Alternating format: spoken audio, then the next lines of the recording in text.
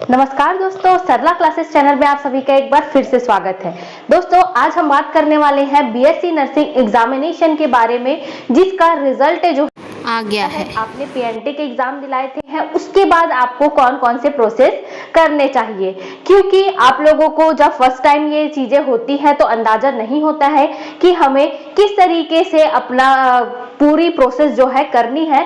तो उसी को आज मैं आप लोगों के लिए लेकर आई हूं कि आपको क्या क्या प्रोसेस करना होगा और साथ ही उसमें कब तक के चांसेस हैं कि आपकी इस काउंसलिंग हो जाए या स्क्रूटनी हो जाएगी। तो सबसे पहले हम देख लेते हैं एलिजिबिलिटी क्राइटेरिया में, प्राइवेट या गवर्नमेंट ये दोनों के लिए एक जैसा ही होगा, इसको भी मैं बता देती हूँ। सबसे पहले जो है एलिजिबिलिटी क्राइटेरिया में अगर हम देखें तो इसमें होगा कि आपको 17 ईयर कंप्लीट होना चाहिए। कई बार होता है कि 11th पास आउट्स या 11th में जो होते हैं बच्चे वो भी एग्जाम देते हैं सिर्फ देखने के लिए कि हमारा पीएनटी का एग्जाम कैसे जा रहा है या नीट का एग्जाम कैसे जा रहा है। लेकिन अगर आपने 17 ईयर कंप्लीट नहीं किया है तो आपका एडमिशन नहीं होगा। और साथ ही मैक्सिमम अगर एज की बात करूं तो इसमें होता है 35 ईयर एज, इसके बाद भी आप एडमिशन नहीं ले सकते हैं।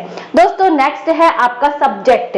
अगर हम सब्जेक्ट की बात करें तो सब्जेक्ट में जो है आपको बायो सब्जेक्ट होना चाहिए, जिसमें कि फिजिक्स और केमिस्ट्री ये तीनों सब्जेक्ट एक साथ होने चाहिए और आपको होना चाहिए 12th पास।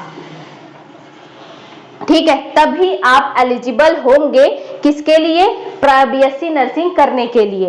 बीएससी नर्सिंग के और बहुत सारे क्राइटेरिया है। आपको एग्जाम दिया हुआ होना चाहिए, आपके पास पीएनटी का एग्जाम दिया हुआ होना चाहिए, तभी आप एलिजिबल होंगे। पहले क्या होता था, सिर्फ गवर्नमेंट के लिए आपको ऐसा रहता था कि आपको एग्जाम देना है, लेकिन आजकल प्राइवेट के लिए भी एग्जाम देना आपको जरूरी हो गया है और आप डायरेक्टली एडमिशन तो ले सकते हैं, लेकिन जब तक आपको काउंसलिंग के थ्रू या स्क्रूटनी के थ्रू वो कॉलेज अलॉटेड नहीं होता है तो आप उसमें एडमिशन नहीं ले पाएंगे। अगर लेते हैं तो बाद में आपका जो एडमिशन है वो कैंसिल किया जा सकता है।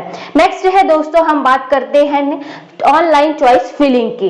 नेक्स्ट होता है आपने एडमिशन नहीं लिया है और आपका रिजल्ट आ गया है, रिजल्ट आने के बाद आपको ऑनलाइन चॉइस फिलिंग करनी होगी। बहुत सारे कॉलेजेस है, प्राइवेट है, गवर्नमेंट है, तो आपका प्रेफरेंस देखा जाएगा कि आप क्या प्रीफर करना चाहते हैं। ठीक है, तो अगर आप गवर्नमेंट प्रीफर करना चाहते हैं तो आप शुरू में गवर्नमेंट की जो कॉलेजेस है उसका नाम लिखिए, उसके बाद आपको लिखना होगा नेक्स्ट कॉलेजेस के नाम या प्राइवेट कॉलेजेस के नाम जहां पर आप करना चाहते हैं। नेक्स्ट है दोस्तों कि आपको फीस इसमें अगर गवर्नमेंट कॉलेज की बात करूं तो गवर्नमेंट कॉलेज की फीस जो होती है वो 35,000 तक होती है और कुछ मैथ्स के मिला करके आपको 1700 या 1800 या 2000 तक का पर मंथ आपको लगने वाला है। वहीं अगर मैं प्राइवेट कॉलेजेस की बात करूं तो प्राइवेट कॉलेज में आपको जो फीस है पूरा मिला करके लग सकता है कि 1 लाख के लगभग लगे, तो इस बात का भी आप ध्यान रखेंगे।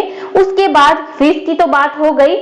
ऑनलाइन चॉइस फिलिंग के बाद होता है काउंसलिंग। काउंसलिंग में आपको क्या करना होगा, आपने जो कॉलेज चूज किया है या गवर्नमेंट कॉलेज चूज किया है, अपने रैंक के अकॉर्डिंग आपने देख लिया होगा कि आपको कौन सा कॉलेज मिल सकता है। ये पहले आप गवर्नमेंट कॉलेजेस के लिए चॉइस रखें, उसके बाद आपको अपने प्राइवेट कॉलेज के लिए चॉइस रखना होगा। तो आप वहां पर बताएंगे कि हाँ, हम ये कॉलेज चूज कर रहे हैं और इसी कॉलेज में हमको एडमिशन लेना है, तो वो प्रक्रिया कहलाती है आपकी काउंसलिंग। काउंसलिंग होने के बाद दोस्तों आपको स्पेसिफिक जिस कॉलेज में आपने एडमिशन लिया है उस कॉलेज में जाकर आपको स्क्रूटनी करानी होगी। मतलब है कि आपको अपना डॉक्यूमेंट्स का फोटोकॉपी या डॉक्यूमेंट जो है वहां पर जमा करना होगा और साथ ही एडमिशन फीस जो है वो आपको देनी होगी, ताकि ये मान लिया जाए उस कॉलेजेस के थ्रू कि आपने वहां पर एडमिशन ले लिया है और अब आप वहीं से स्टडी करना चाहते हैं। तो ये था दोस्तों कि बीएससी नर्सिंग के प्रोसेस में हम क्या क्या करेंगे। एग्जामिनेशन के बाद या पीएनटी के रिजल्ट आने के बाद तो ये प्रक्रिया आपको करनी होगी और इसी के थ्रू आप जो है अपने बीएससी नर्सिंग में एडमिशन ले सकते हैं और ये आपका प्रोसेस कंप्लीट हो जाएगा। दोस्तों, अगर आप और एलिजिबिलिटी क्राइटेरिया के बारे में जानना चाहते हैं तो ऊपर आई बटन पर जाकर वीडियो देख सकते हैं और साथ ही ये वीडियो मेरे प्लेलिस्ट में भी अवेलेबल है, तो आप मेरे प्लेलिस्ट में भी जाकर देख सकते हैं कि बीएससी नर्सिंग के लिए और क्या क्या एलिजिबिलिटी क्राइटेरिया होती है। आज के लिए इतना ही दोस्तों, धन्यवाद।